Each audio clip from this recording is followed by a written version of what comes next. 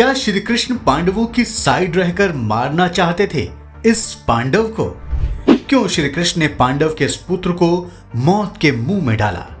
किस पांडव का बेटा श्री कृष्ण के हाथों मारा गया?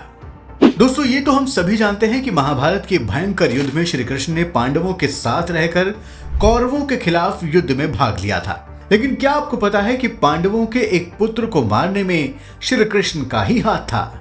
दोस्तों, सबसे पहले हम आपको ये बताते हैं कि वो कौन सा योद्धा था जो लड़ा तो पांडवों की तरफ से था, लेकिन फिर भी उसके मरने पर भगवान श्री कृष्ण को खुशी हुई थी। दरअसल दोस्तों, भीम और हिडिंबा से जन्मा पुत्र घटोत्कच मायावी विद्या में भी निपुण था, जिससे कौरव सेना में तो हाहाकार मच ही जाता था। लेकिन उसके हुड़दंग से पांडव सेना को भी नुकसान होता था। हालांकि उसका वध कराने की ये कोई वजह नहीं थी।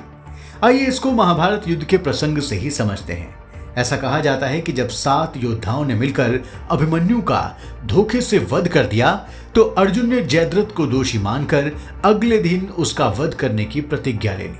अपने पुत्र के शोक में अर्जुन ने उस दिन ऐसा युद्ध किया कि कौरव सेना का कोई भी योद्धा उसके सामने टिक ही नहीं रहा था।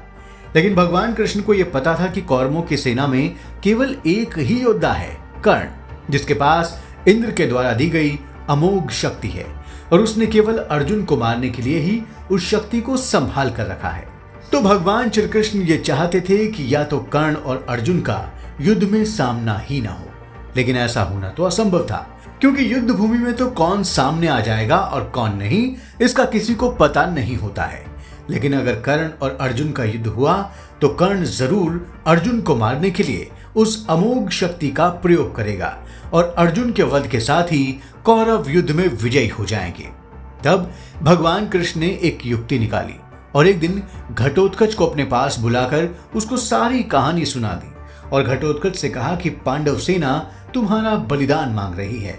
और घटोत्कच ने हंसते हंसते उस बलिदान को गले लगा लिया और श्री कृष्ण के कहने पर वो कौरवों की सेना पर टूट पड़ा, जिससे कौरव सेना में हाहाकार मच गया और डरे हुए सैनिक इधर उधर भागने लगे।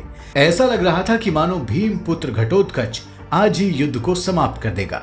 अपनी सेना में विद्रोह और भय को देखकर दुर्योधन भी भयभीत हो गया, लेकिन फिर भी घटोत्कच रुक नहीं रहा था और आगे बढ़ता जा रहा था और कौरवों की सेना को रौंद रहा था। फिर आखिर में हार कर सभी के कहने से कर्ण ने घटोत्कच को मारने के लिए इंद्र के द्वारा दी गई उस शक्ति का प्रयोग किया, जिससे घटोत्कच का वध हो गया। यहां तक कि कहानी केवल 2 लोगों के बीच में थी, भगवान श्री कृष्ण और घटोत्कच। किसी पांडव भाई को इस बात की जानकारी नहीं थी कि घटोत्कच का मुख्य उद्देश्य कर्ण के पिटारे से उस शक्ति को निकालना है जो अमोघ तो है ही, और कर्ण ने उसमें सिर्फ अर्जुन का ही नाम लिख रखा है। फिर क्या होगा? वही हुआ जैसा रोज होता था। भीम और सारे पांडव घटोत्कच के मरने के गम में डूब गए थे। तब भगवान कृष्ण ने यह राज खोला कि तुम लोग रो रहे हो, बल्कि मैं तो घटोत्कच के मरने से बहुत खुश हूं। अतिहर्षामिम प्रांतर्षणु में तो धनंजया। दरअसल दोस्तों, भगवान श्री कृष्ण तो त्रिकालदर्शी थे और धर्म की स्थापना के लिए ही उन्होंने इस धरती पर अवतार लिया था। इसलिए धर्म के लिए जो भी उनके सामने आ रहा था, उसका इस्तेमाल करके वो धर्म की रक्षा कर रहे थे। अब ये भी सवाल आ सकता है कि घटोत्कच तो वैसे भी पांडवों की तरफ से युद्ध कर रहा था, और अगर पांडवों की तरफ धर्म नहीं था तो भगवान श्री कृष्ण भी तो पांडवों के ही पक्ष में थे।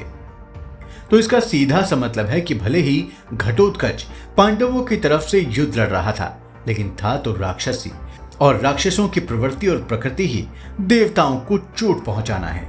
इसलिए भीम पुत्र घटोत्कच को श्री कृष्ण ने पहले ही रास्ते से हटा दिया, क्योंकि उनको पता था कि आखिर में जीत तो पांडवों की ही होगी। तो अगर पांडवों की सेना से युद्ध करने वाले राक्षस भी जीवित रहे तो भगवान के अवतार का कोई अर्थ ही नहीं रह जाता।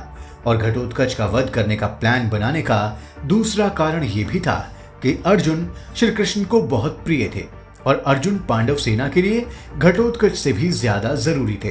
तो दोस्तों, ये थी उस पांडव की कथा जिसके वध का प्लान स्वयं भगवान श्री कृष्ण ने बनाया था। महाभारत के प्रसंग के अनुसार ऐसा लिखा गया है कि महाराज युधिष्ठिर ने घटोत्कच के लिए कहा था कि इतिहास तुम्हारा बलिदान कभी नहीं भूलेगा। तो दोस्तों, श्री कृष्ण की प्लानिंग पर बना हमारा ये वीडियो अगर आपको पसंद आया हो तो आप इसे लाइक और शेयर जरूर करें और ऐसे ही महाभारत, वाल्मीकि रामायण और अनेक सनातन ग्रंथों के मर्म को जानने के लिए हमारे चैनल को सब्सक्राइब करना भी न भूलें। धन्यवाद।